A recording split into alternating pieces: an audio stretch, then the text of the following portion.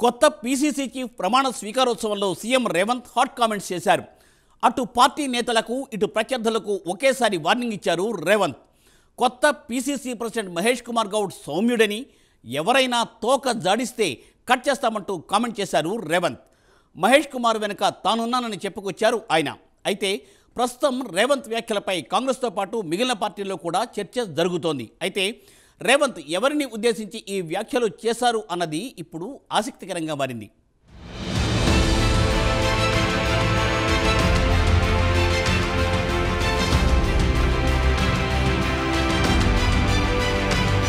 తెలంగాణ రాష్ట్ర కాంగ్రెస్ అధ్యక్షుడిగా మహేష్ కుమార్ గౌడ్ ఆదివారం పదవి బాధ్యతలు స్వీకరించారు. ఈ కార్యక్రమంలో సీఎం రేవంత్ రెడ్డి పాల్గొన్నారు.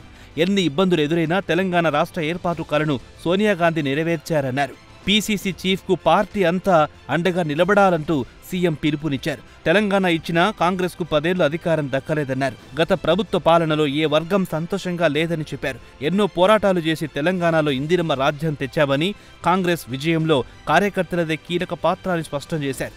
ఇచ్చిన 6 గ్యారంటీలను అమలు చేస్తున్నామని, ఆర్టీసీ బస్సుల్లో మహిళలకు ఉచిత ప్రయాణం కల్పించామని, పేదలకు ఉచితంగా 200 యూనిట్ల కరెంటు ఇస్తున్నామని, ప్రభుత్వం ఏర్పడిన కొద్ది రోజుల్లోనే రుణమాఫీ చేశామని చెప్పారు. 2 లక్షలు రుణమాఫీ చేస్తామన్నాం, చేసి చూపించామని, రాష్ట్రంలో కాంగ్రెస్ సర్కార్ ఏర్పడిన 2వ రోజు నుంచి హామీలు అమలు చేస్తున్నామని, కాంగ్రెస్ పేదల ప్రభుత్వం నిరూపించామని తేల్చి చెప్పారు. కేటీఆర్, హరీష్ రావు ఉద్యోగాలు ఊడిన తర్వాతనే నిరుద్యోగులకు ఉద్యోగాలొచ్చాయన్నారు రేవంత్. 90 రోజుల్లోనే 30,000 ఉద్యోగ నియామకాలు చేశామన్నారు. వచ్చే పంటలో సన్నవడ్లకు 500 బోనస్ ఇస్తామంటూ రేవంత్ రెడ్డి ప్రకటించారు. అదేవిధంగా ఇటు బీఆర్ఎస్ పై కూడా ఆయన ఆగ్రహం వ్యక్తం చేశారు. రాష్ట్ర ప్రభుత్వం ప్రజలకిచ్చిన మాట ప్రకారం రుణమాఫీ చేశామంటూ ఆయన అన్నారు. కానీ బీఆర్ఎస్ ఎమ్మెల్యే హరీష్ రావు రాజీనామా చేయకుండా డ్రామాలాడుతున్నారన్నారు. హరీష్ రావు, మేం రుణమాఫీ చేశాం, రాజీనామా చేయకుండా నువ్వెక్కడ దాక్కున్నావు అంటూ మాజీ మంత్రిని సీఎం రేవంత్ రెడ్డి ప్రశ్నించారు. రైతులకిచ్చిన మాట ప్రకారం పార్లమెంట్ ఎన్నికలలో సన్నాసి తాటి చెట్టు లెక్క పెరిగిండు గాని, దూలం లెక్క పెరిగిండు గాని, దూడకున్న బుద్ధి కూడా లేదని నేను ఆయన చెప్పినా, నువ్వు రైతు రుణమాఫీ చెయ్యి, నేను రాజీనామా చేస్తా అని సవాలు విసిరిండు. ఆయనలోనే నేను యాదగిరిగుట్ట లక్ష్మీ నరసింహ సాక్షిగా చెప్పిన 15 ఆగస్టు లోపల 2 లక్షల రూపాయల రుణమాఫీ చేసి తీరుతా అని మాట ఇచ్చిన పార్లమెంటులో 42% ఓట్లు, 8 పార్లమెంట్లు మీరు గెలిపించారు. ఇచ్చిన మాట ప్రకారం 15 ఆగస్టు నాడు ఖమ్మం కొత్తగూడెంలో భద్రాద్రి రాముల వారి సాక్షిగా 23 లక్షల మంది రైతులకు 18,000 కోట్ల రూపాయలు రైతుల ఖాతాలో వేసి రైతుల కళ్ళల్లో ఆనందం చూసినాం. మరి ఇవాళ మా కాంగ్రెస్ పార్టీ కార్యకర్తల సాక్షిగా ఆ సన్నాసిని నేను అడుగుతున్నా, రాజీనామా చేస్తా అన్నావు కదా, సిద్దిపేటకు పట్టిన చీడ పీడ విరుగడవుతుందని ఆ సవాళ్ళు మేము స్వీకరించినాం. మరి ఈరోజు ఆ సన్నాసి ఎక్కడ దాక్కున్నాడని నేను అడుగుతున్నా. నేను వివరాలు పంపిస్తా. 2 లక్షల వరకు ప్రతి రైతుకు ఈరోజు రుణమాఫీ చేసిన చరిత్ర, ఇచ్చిన మాట నిలబెట్టుకున్న చరిత్ర.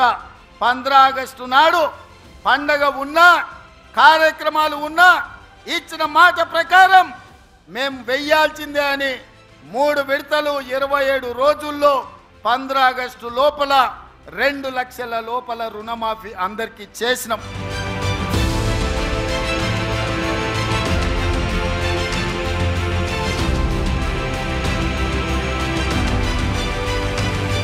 ఇటు అరికెపూడి గాంధీ, కౌశిక్ రెడ్డి ఇష్యూపై కూడా సీఎం రేవంత్ రెడ్డి స్పందించారు. కొందరు కావాలని గొడవలు సృష్టించాలని చూస్తున్నారని, కాంగ్రెస్ కార్యకర్తల జోలికొస్తే ఊరుకోమన్నారు. రా చూసుకుందామని కౌశిక్ రెడ్డి ఎందుకు సవాల్ విసిరారని, వీళ్లు వెళ్లి వీపు పలగొడితే మళ్లీ కొట్టారంటూ వాళ్లు లొల్లి చేస్తున్నారన్నారు. తమ వాళ్లు ఎవ్వరి జోలికి పోరు, వస్తే ఊరుకోరని స్పష్టం చేశారు. కొత్త పీసీసీ చీఫ్ మహేష్ కుమార్ గౌడ్ సౌమ్యుడని, అలాని చెప్పి ఎవరైనా తోక జాడిస్తే కత్తిరించడానికి వెనికే నేనున్నానని చెప్పారు.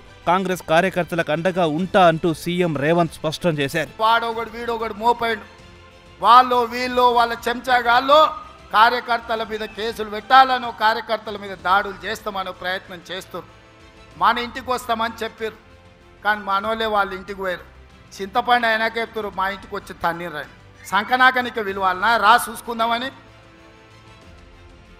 అందుకే నేను చెప్పిన, నేను లేను, శాంతి భద్రతలు వస్తానే చూసి శాంతి భద్రతలను సరిదిద్దండి అని చెప్పిన.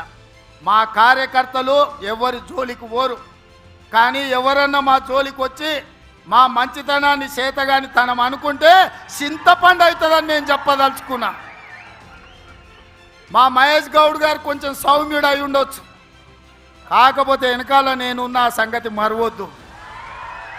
ఎవరన్నా ఏదన్నా అధ్యక్షుడిగా సౌమ్యుడు వచ్చిండు, మా ఆటలు సాగుతాయి, ఊర్లలో మా ఇష్టం వచ్చినట్టు చేయొచ్చు అని ఎవరన్నా అనుకుంటుర్రేమో. నేను వెనకాలనే ఉన్న బిడ్డ, ఎవరన్నా మా కార్యకర్తల జోలికి వస్తే ఒక్కడొక్కడికి ఉంటుందని నేను చెప్తున్నా.